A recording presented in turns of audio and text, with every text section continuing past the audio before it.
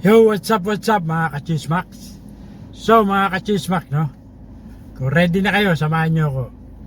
Let's do this, let's go.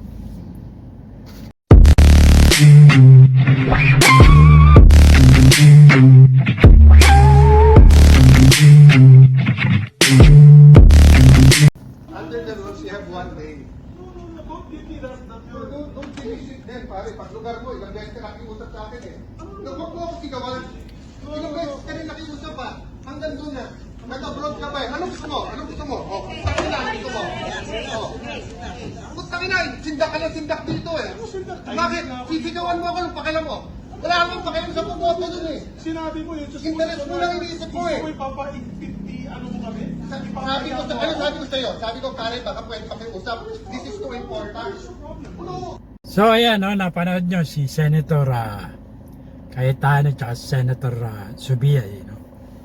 Medyo parehas mainit ang ulo, no? Na munti ka magpang-abot, no?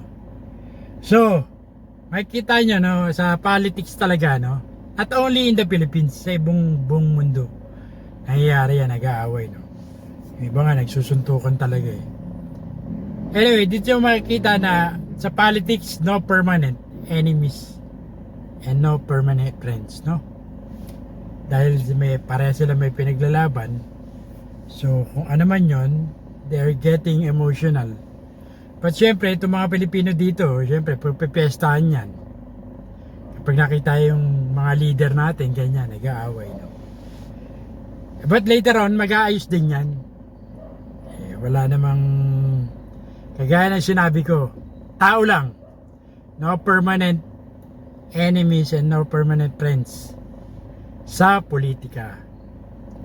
So makikita mo yung paninindigan nila, no? They're very emotional and expressive. Kaya lang, sumobra. At nakita mo nyo naman, syempre ang mga Pilipino, pinapanood to. Itong dalawang politiko natin, senador na nag-aaway, no? So, ayoko mag-judge, no? Ibinibigay ko sa inyo, comment down below mga ka-chismax. Anyway, ginawa ko ng vlog to, shinare ko lang. Dahil nga, ito latest. So yun lang mga ka-chismax, no?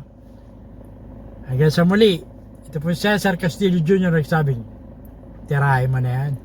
Baka tirahin pa na iba. Until next time, chismax! Peace out!